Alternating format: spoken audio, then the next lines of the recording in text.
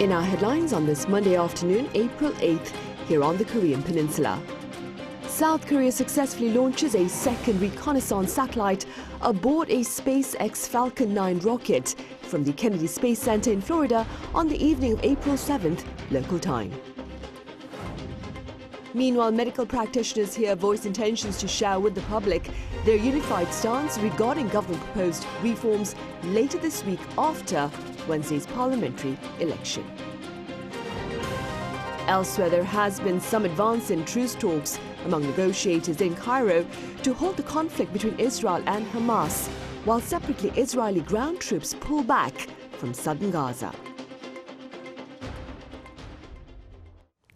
We start with news of South Korea's second spy satellite being placed in orbit from U.S. soil just hours earlier. I have my colleague Kim Jong-un standing by live with details. Min-jung, do fill us in. Sunny, the country's second military reconnaissance satellite lifted off at around 8:17 a.m. Korea time from the Kennedy Space Center in Florida. The satellite successfully entered orbit after separating from the rocket some 45 minutes after launch, and it succeeded in communicating with the ground station at a second attempt at around 10:57 a.m. This means the satellite is currently operating as planned. The launch follows another successful liftoff last December, and as was the case then, the satellite was carried by a SpaceX Falcon 9 rocket. Right, Min-jung, I understand the second satellite differs from the first one. How exactly does it differ? Right, the first satellite was an EO-IR satellite equipped with an electro-optical and infrared sensor. It can capture detailed images, but visibility depends on the weather and time of day. The second satellite, however, is a SAR satellite equipped with synthetic aperture radar sensors.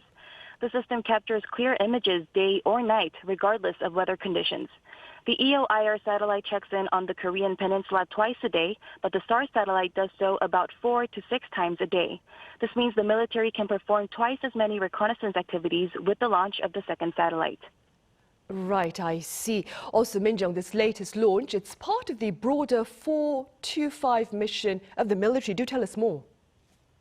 The mission's goal is to have 5 satellites in orbit by 2025 to boost surveillance of the Korean Peninsula amid North Korea's growing nuclear and missile threats. The first satellite will be joined in orbit by 4 SARs, and when all 5 operate together, the military is expected to have coverage at about 2-hour intervals.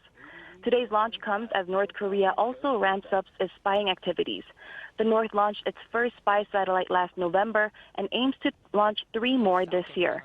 Observing the launch at the Defense Ministry this morning, Seoul's Defense Minister Shin Won-sik said the regime is likely to launch another in mid to late April.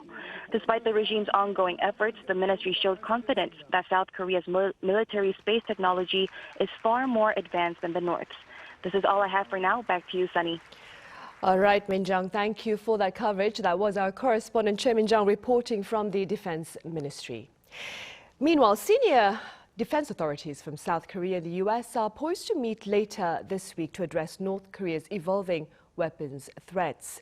The 24th Korea-U.S. Integrated Defense Dialogue takes place on April 11th, that is Thursday, in Washington.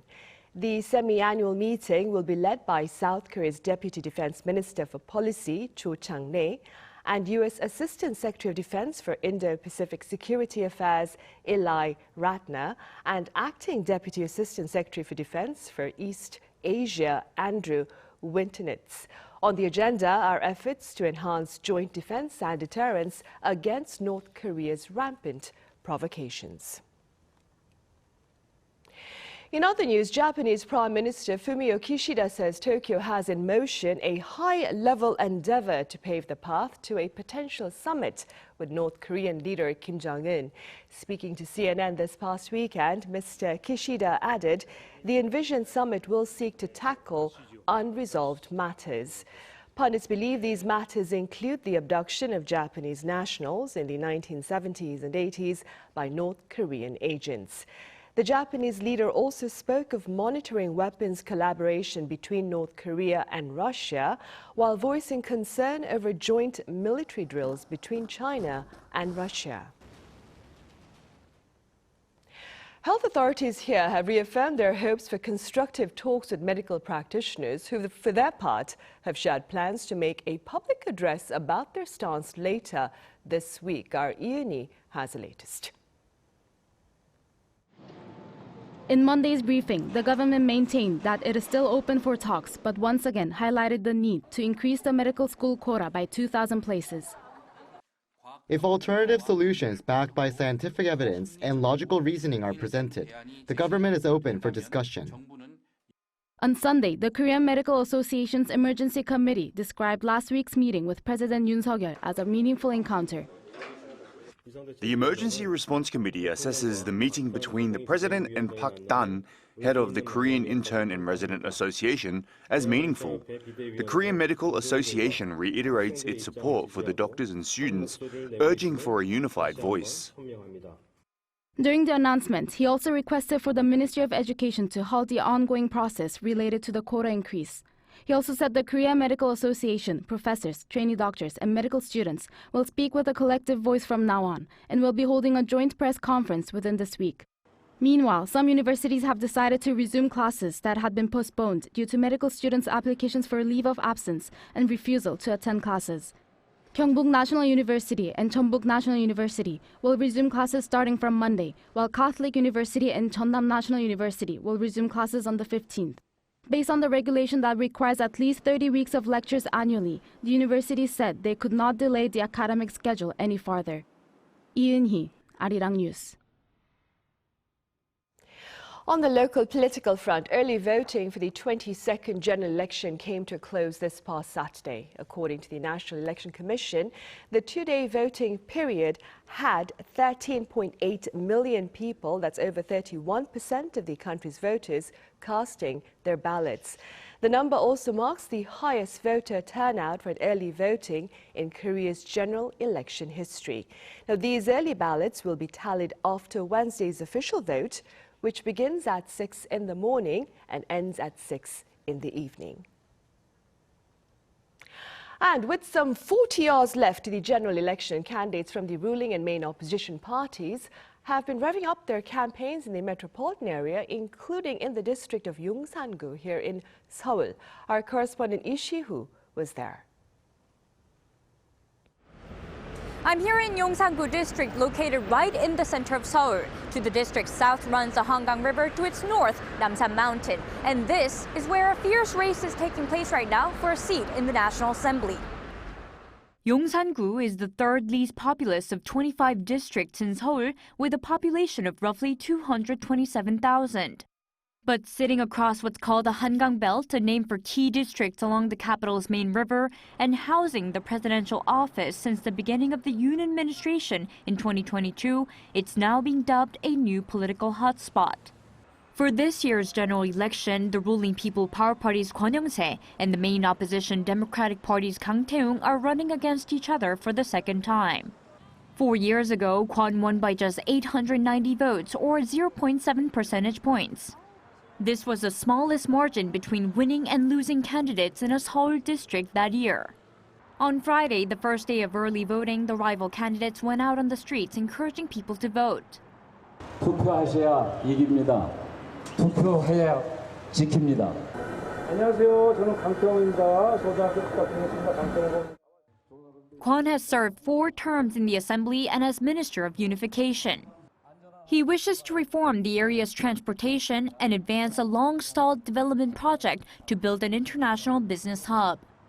Kang has worked as a civil servant, mostly in Seoul, for around 3 decades. He has served as the Vice Mayor 1 for administrative affairs of the Seoul metropolitan government. He hopes to relocate the presidential office and transform Yongsan Park into a full-scale ecological park. As talks on pending issues such as medical reform continue, eyes are on what the final decisions of the public will say come April 10th. Lee Si-hu, Arirang News.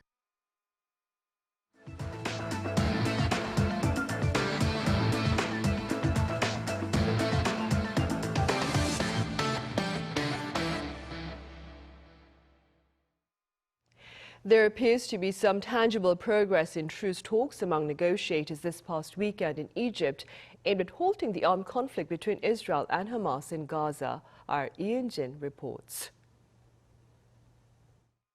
A state-affiliated news channel in Cairo, where truce talks on the Gaza conflict are being held, has said that all parties involved in negotiations on the basic points of a truce talk have reached an agreement. That's according to Reuters on Monday, citing a report on Egypt's Qahera news. The channel reported that delegations from both Israel and Hamas were sent to Egypt on Sunday for fresh talks on a potential ceasefire for the 6-month-old conflict. According to Qahera, Hamas and their mediators, the Qatari delegation, has left Cairo, but will return within 2 days to agree on the terms of the final agreement. Before departing from Cairo, Hamas reiterated that their demands, including a permanent ceasefire, were for the withdrawal of Israeli forces from Gaza and an exchange of Palestinian prisoners for Israeli hostages being held in Gaza. The ongoing truce talks coincide with the withdrawal of IDF troops from southern Gaza on Sunday. Ian-jin, Arirang News. Right, indeed, as just reported, Israeli soldiers have retreated from southern Gaza, and their supervisors say their reason has little to do with the U.S. request. Our Ising-jae has details. The Israeli military has withdrawn its troops from southern Gaza, citing tactical reason. The withdrawal of the troops comes after 4 months of fighting in Khan Yunis and coincides with the new ceasefire talks as Hamas and Israeli delegations travel to Egypt. According to Israel's defense chief Yoav Gallant, troops have withdrawn from the region and are awaiting word of their next mission. Israeli military officials also stressed that the latest move has nothing to do with a U.S. request, who have been calling on Israel to change its approach to the prolonged conflict in Gaza due to the high number of civilian casualties. They also said that the war in Gaza would continue in a different way, while Washington said it appears that Israel is seeking the rest and reorganization of its troops in southern Gaza. While the recent move signals positive momentum for ceasefire talks, tensions continue to flare between Iran and Israel. Speaking at a memorial ceremony in Tehran on Sunday for the Iranian Revolutionary Guard generals who were killed in the apparent Israeli airstrike on an Iranian consulate in Damascus last week, a military advisor to Iran's supreme leader vowed retaliation, warning that no Israeli embassy is safe from Iran. However, Israeli Prime Minister Benjamin Netanyahu said Israel was prepared for any response from Iran, while the Israel Defense Forces chief Herzi Halevi said that the Israeli military knows how to deal with Iran both offensively and defensively. Meanwhile, tens of thousands of people continued to gather in Israel over the weekend, demanding the speedy return of the hostages taken by Hamas last October and for Netanyahu's resignation. Isung-jae, Arirang News. On a light note now, K-pop fans are doing their part to ease the world's carbon footprints. Our culture correspondent Song Yoo-jin tells us how. Did you know that simply buying your favorite K-pop albums or streaming their music can have a big impact on the environment? According to the Environment Ministry, K-pop companies used over 800 tons of plastic for physical albums, a 14-fold increase from 2017. And it's known that streaming music for 5 hours online emits more carbon dioxide than one physical album coming from data centers and servers. But there's hope. The K-pop industry is going green, led by the fans. K-pop isn't just about management agencies and artists providing content. The fans play a huge role as you need a dedicated fan base to become a global star. We're seeing fans come together, speaking up about social issues, particularly when it comes to the environment. That's why I believe there's a growing awareness within the industry about these issues. One of them is K-pop for Planet, an online platform launched in 2021 by fans to raise awareness about climate change. There's quite a diverse range of age groups among K-pop fans, but a lot of them are in their 20s or teens like me. We're going to be the ones living through this era of climate crisis, so I think this is why many of us are recognizing that this is truly our issue and speaking out with more passion. For the past 3 years, they've been starting petitions and campaigns demanding K-pop labels to offer albums with digital download options and music streaming platforms to opt for data centers using renewable energy. Fans often buy a large quantity of albums to help their artists win year-end awards and weekly music shows. And fans of popular artists buy hundreds of albums for a chance to participate in fan sign events. Albums often include random photo cards and other merchandise, encouraging fans to buy them even more. These efforts are paying off. This company in Seoul, for example, is the first in the world to create a platform album. Unlike the thick albums we're used to, it minimized the packaging with the majority of content accessible by scanning the QR code inside. An album usually consists of photo cards, photo books, and a CD. We think it's important to balance going green with promoting the artist through this merchandise. Our goal was to use eco-friendly materials, such as paper certified by the Forest Stewardship Council for photo cards that fans love the most, and upload the rest of the content online. Through these efforts, Kpop is evolving into something that not only fans, but Mother Earth can enjoy. 송유진, Arirang News. Also on the local front, relevant officials are working to better root trees to build rich forests, allowing for a renewed source of income to ultimately keep local economies afloat. Our Chong-un-ju has more. This is a birch tree forest located in Wonderi, Injegun, Gangwon-do province. Facing severe damage from pine needle gall midges, the villagers chose to plant and nurture white birch trees, which grow quickly for over 50 years. Now it has transformed into a representative winter tourism resource, attracting 300,000 visitors annually and serves as a solid support for the local economy. Rural areas are aging, right? I believe the birch forests are playing a role in shifting the economic base from agriculture to a new industry.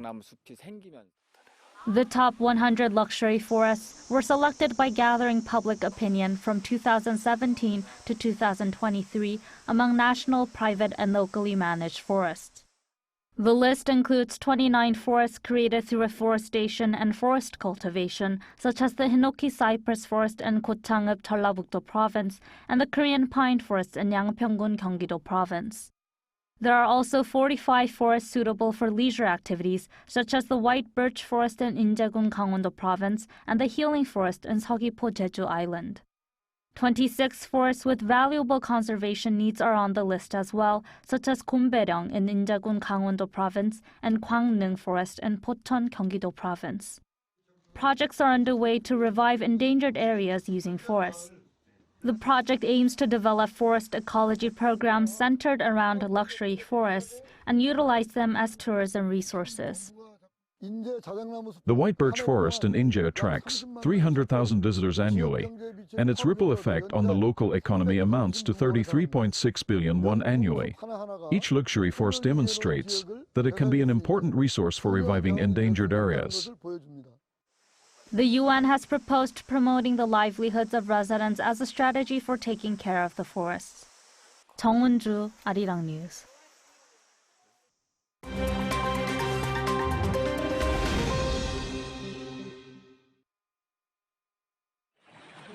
Let's take a look at the latest news in the world now.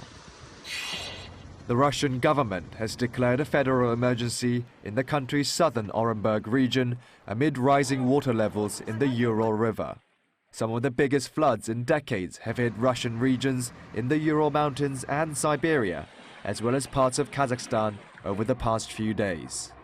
The Orenburg regional government has evacuated more than 4,000 people, including 885 children in the city of Orsk, as the Ural River flooded at least 6,000 homes in the region. Europe's third longest river burst through a dam embankment in Orsk on Friday after meltwater rose the water levels. Local officials said the dam in Orsk was built to hold a water level of 5.5 meters, but the Ural River rose to 9.6 meters. Orenburg's regional governor said that flooding had been recorded along the entire course of the Ural River. Kazakhstan's president said on Saturday that the floods were the country's largest natural disaster in 80 years. A Soyuz space capsule carrying American, Belarusian and Russian crew members successfully touched down in Kazakhstan on Saturday. The three returned to Earth after finishing their mission on the International Space Station. NASA astronaut Laurel O'Hara returned to Earth after 204 days on the ISS, alongside veteran Roscosmos cosmonaut Oleg Novitsky and spaceflight participant Marina Vasilevskaya. The Soyuz M-24 capsule took about 3.5 hours to travel from the International Space Station back to Earth. Despite the geopolitical tensions due to the war in Ukraine, space is one of the last remaining areas of cooperation between the US and Russia. Now to the US, where 2 people were killed and 7, including a police officer, were wounded in a shootout at a bar in Doral, Florida. Local police reported that the shootout, which took place early on Saturday local time, followed an argument where one suspect pulled out a gun and killed a security guard who was trying to respond. 6 bystanders were also shot, while 1 police officer was hit in the leg. According to reports, 2 of the injured are in critical condition. Active investigations by the City of Doral Police, the Miami Police, and the Florida Department of Law Enforcement are currently underway. Staying in the US and to Oregon, where one lucky lotto player is set to take home a $1.3 billion Powerball prize early Sunday morning local time. After an unexpected delay of 3.5 hours, the winning numbers announced were 22, 27, 44, 52 and 69, with 9 as the Powerball number. The winner overcame odds of 1 in 292 million to claim the jackpot. The all-time biggest Powerball jackpot of $2.04 billion was won in California in November 2022. Kim Jong-un, Arirang News.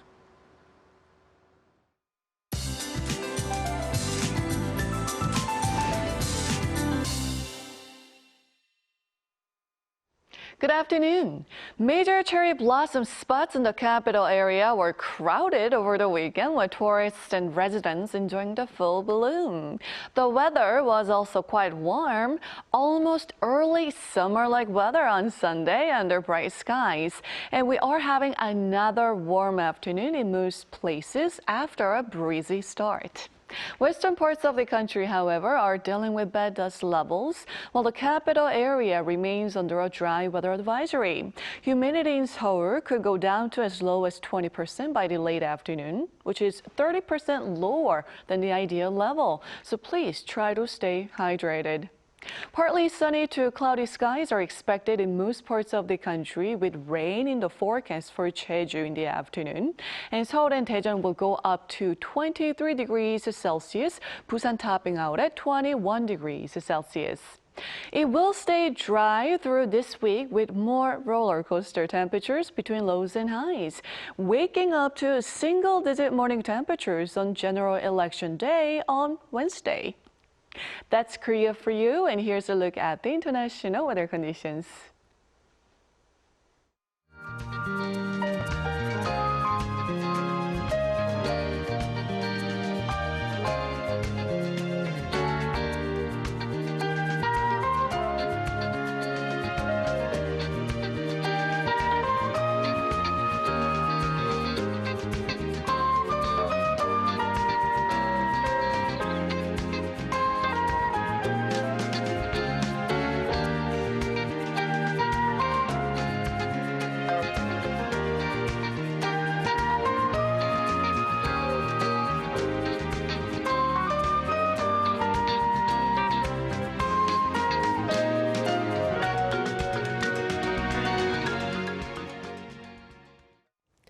Right, on that note, we end our afternoon newscast for this Monday. Coming up next is our daily panel session. Do stay with us.